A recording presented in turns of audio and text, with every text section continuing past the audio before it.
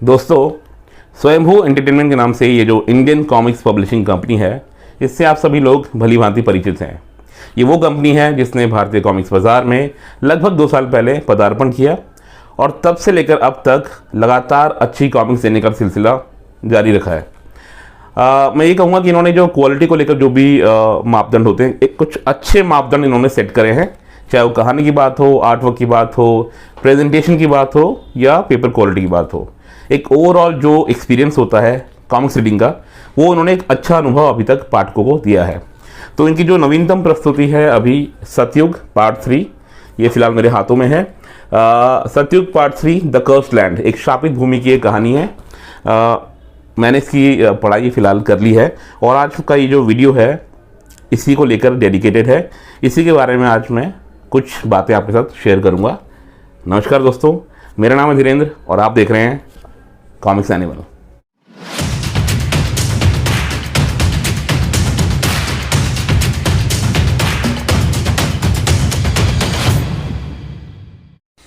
दोस्तों, यहाँ मेरे पास सतयुग के प्रीवियस इश्यूज़ भी पड़े हुए हैं।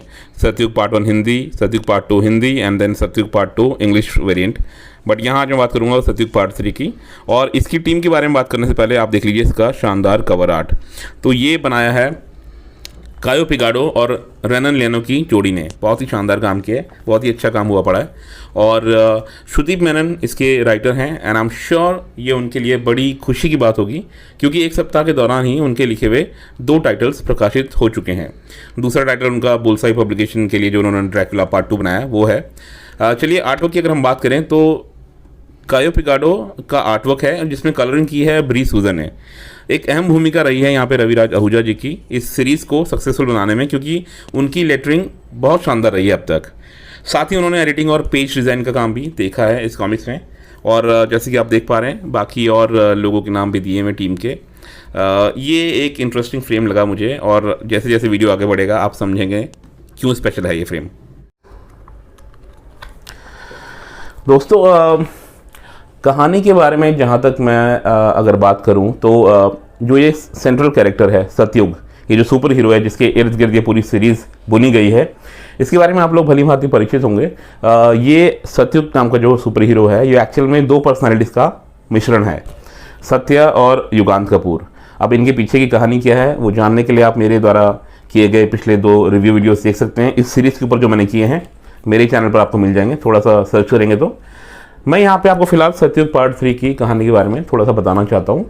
तो प्लॉट ये है कि अस्तिपुर नाम का एक कस्बा है या एक छोटा सा गांव भी आप कह सकते हैं। वहाँ पर ये कर्स्ड लैंड की बात कर रहे हैं, एक शापित भूमि के बारे में बात कर रहे हैं। उस बस्ती का एक पर्टिकुलर सेक्शन ऐसा है जहाँ पे एक पर्टिकुलर कम्युनिटी के लोग रहते हैं। वो एक शापित इलाका है। ये लेजेंड उसी बस्ती से लिमिटेड कुछ पुराने लोग जानते हैं इस कहानी के बारे में कि पिछली जनरेशन्स में ऐसा कुछ हुआ था जिसकी वजह से इसको शापित घोषित किया गया था। और वो इवेंट्स भविष्य में बताए गए थे। अगर वैसा कुछ 2-3 सिचुएशन बताई गई थी, अगर वैसा कुछ हुआ तो वो शाप जो है वो सच हो जाएगा। तो ये कहानी उसी के आसपास घूमती है। क्या वो शाप सच होता है? क्या वो परिस्थितियाँ जो कंडीशन रखी गई थी वो घटित होती हैं? और उनके घटित होने के बाद वो श्राप अपने इफेक्ट में आता है और उसके बाद क्या होता है? ये पूरी कहानी उसी के बारे में है। और सतयुग किस तरह से इस सिचुएशन के साथ डील करता है वो सब बातें आपको इस कहानी में देखने को मिलेंगी। बहुत ही रोचक अंदाज में इसको बताया गया है। मेरे लिए सबसे अच्छी बात ये रही कि इस कहानी में कुछ नए किरदारों का पदार्पण हुआ है और बहुत अच्छे तरीके से उनको धीरे धीरे इंट्रोड्यूस कराया जा रहा है, जिससे पता लग रहा है कि आने वाले टाइम में, आने वाली कॉमिक्स में इनका भी एक महत्वपूर्ण किरदार होने वाला है और बहुत ही अच्छे तरीके से ये लोग कहानी के लिए कंट्रीब्यूट करने वाले हैं। एक बात मुझे और बहुत अच्छी लगी कि ये जो पूरी कहानी है ये एक अच्छी कहानी है और ये अब बेहतरीन होने के कगार पर पहुंच गई है। देखिए, कहानी का प्लॉट ही ऐसा था। शुरुआत में हमें मालूम है कि ये जो सुपर हीरो है, ये जो सत्या नाम का जो ये एक लड़का है, टीनेज बॉय है, तो इसको वो बुरे सपने आते हैं। उन सपनों में कुछ दुखी आत्माएं इसको विजिट करती हैं और हेल्प की, मदद की गुहार करती हैं। और ये जो दूसरा पर्सनालिटी है जो कि एक आत्मा है जो कि इससे जुड़कर एक पोटेंट सुपर हीरो का रूप धर लेता है, वो उसको हेल्प करता है उन आत्माओं की तुष्टिकरण के लिए वो जो भी चाहती हैं आत्माएं उनको फुलफिल करता है। जो अधूरे उनकी ख्वाहिशें रह गई थी बदला लेने की, या अपना दुख जिस किसी ने भी उनको दिया उसको उसका बदला लेने की, रिवेंज वाला सॉर्ट ऑफ खेल चल रहा है यहाँ पे, तो उसमें हेल्प करता है इसको।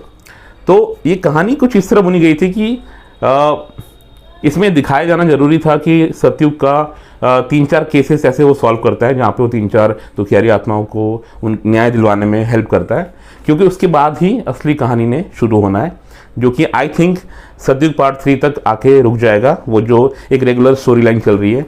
हालांकि उसमें इंटरेस्टिंग वे में बताया गया है अभी तक 3 ऐसी कहानियाँ आ चुकी हैं जिसमें 3 डिफरेंट केसेस को सतयुग ने अटेंड किया है। अब मुझे लग रहा है कि आने वाले पार्ट्स में वो कहते हैं ना इंग्लिश में एक कहावत है कि I mean the plot thickens from here onwards. तो कहानी अच्छी चल रही है लेकिन अब और ज़्यादा एडवेंचरस और ज़्यादा रोचक होने वाली है। मुझे लगता है आने वाले पार्ट्स में जो दिखाया गया कि जितना सतयुग दुखी आत्माओं की हेल्प करेगा उतना ही वो एक इविल फोर्सेस के बारे में बहुत रेगुलरली बताया गया है, उस इविल फोर्स के करीब आता जाएगा जो कि उनके लिए अच्छा साबित नहीं होगा। तो अब वो जो इविल फोर्स जो कि हर बार एक टीजर सॉर्ट ऑफ दिखा के छोड़ देते हैं, वो हर बार इनके किसी दुखियारे आत्मा को हेल्प करने के साथ साथ इनके नज़दीक आता रहता है। तो मुझे लग रहा है आने वाले पार्ट्स में ये उजागर होगा कि क्या कहानी है उस इविल फोर्स की भी, and why is that evil force so hello bent on killing सतयुग। सो देखते हैं आने वाले इसमें क्या क्या होता है। मेरे लिए एक बेहतरीन कहानी बनकर ये सामने आई है। आर्टवर्क की तरफ रुख करेंगे दोस्तों तो हम पाएंगे कि कायो पिगारो जो कि पेंसिलर और इंकर हैं यहाँ पर, उन्होंने शानदार आर्टवर्क दिया है और उसमें रंग भरे हैं ब्री सूजा ने। सो काफ़ी अच्छा काम किया है दोनों ने, मतलब आपको कहीं भी नीरसता नज़र नहीं आएगी इनके पैनल्स में। ये एक बात जो बहुत सी नई कॉमिक्स में आई थिंक मिसिंग है आजकल की, कि उनमें कंटिन्यूटी का एक अभाव सा रहता है। मतलब कुछ फ्रेम्स बहुत ही ज़्यादा इंप्रेसिव बनते हैं, कुछ एवरेज और कुछ बिलो एवरेज, लगता ही नहीं कहीं से भी कि एक ही आर्टिस्ट का काम हो, बट यहाँ काम शानदार हुआ है दोस्तों। कायो पिगारो ने अपने आप को एक ऐसा ब्रांड बना दिया है जिनसे हम हर बार क्वालिटी एक्सपेक्ट कर सकते हैं, और क्या शानदार काम करते हैं वो, मज़ा आ जाता है। Good work. अब बात कर लें मेरे फेवरेट सेक्शन की। मुझे बहुत ही ज़्यादा खुजली होती है आप लोगों को अपने कुछ फेवरेट पैनल सिखाने की।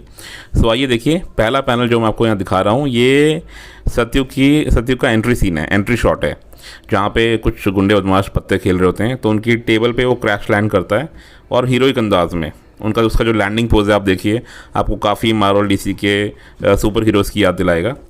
आगे हम बढ़ें तो एक ये पैनल बड़ा अच्छा है, इसमें जो एक आदमी है वो पोजेस्ड है, उसके अंदर एविल फोर्सेज हैं, और किस तरह से वो ऑन जिस स्पॉट पे खड़ा होता है वहाँ से भागता है शैतानी अंदाज में, वो काफ़ी अच्छे से दिखाया हुआ है।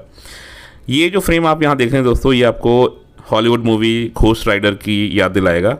इसमें वही पोजेस्ड आदमी किस तरह से जलते हुए घोड़े के ऊपर अपने अग्नि रस्सी से भागते जाता है, ऊपर देखिए। और ये है सतयुग का एक शानदार शॉट, काफ़ी अच्छा लग रहा है इसमें। सो ओवरऑल बहुत बढ़िया। साइज़, प्राइस, पेजेस और नोवेल्टीज़ के बारे में बात करूं दोस्तों तो इंग्लिश वेरिएंट कवर लिया है मैंने, और इसका जो साइज़ अब स्टैंडर्डाइज हो चुका है, इसके प्रीवियस इश्यूज़ के बराबर साइज़ का ही है ये कॉमिक भी। और प्राइसिंग की बात अगर मैं करूं तो इंग्लिश वेरिएंट कवर ₹229 में अवेलेबल है, और 40 पेजेस की ये एक एब्जॉर्बिंग स्टोरी लाइन है। 4 वेरिएंट कवर्स के साथ ये उपलब्ध है, और नॉवेल्टी भी हम श्योर कुछ ना कुछ ज़रूर होगी इसके साथ, लेकिन चारों वेरिएंट कवर खरीदने के बाद ही मिले। फाइनल वर्डिक्ट के बारे में अगर मैं बात करूं तो ये एक बहुत ही अच्छी कहानी है। आप इसे मल्टीपल टाइम्स पढ़ सकते हैं, और 2-3 बार पढ़ने के बाद भी आप इसको फिर से रिविजिट कर सकते हैं। इसके आर्टवर्क के लिए भी बहुत ही शानदार आर्टवर्क है। इसका एक कंसिस्टेंसी, जैसे कि मैंने आपको पहले बताया, इस आर्टवर्क में आपको देखने को मिलेगी जो कि आई प्लीजिंग है। सो देखिए, 2-3 बार तो मैं पढ़ ही चुका हूँ, और अब इस वीडियो की समाप्ति के बाद I again go back to this comic. थोड़ा मुझे आर्टवर्क फिर से देखना है, थोड़ा NSP करनी है, थोड़ी सी नैन सुख प्राप्ति करनी है। तो let's end this video right here, और जल्दी मिलता हूँ दोस्तों आप लोगों से एक और नई वीडियो के साथ, क्योंकि काफ़ी नई कॉमिक्स आ रही हैं इस वीक, तो जल्दी मुलाकात होगी। Good bye.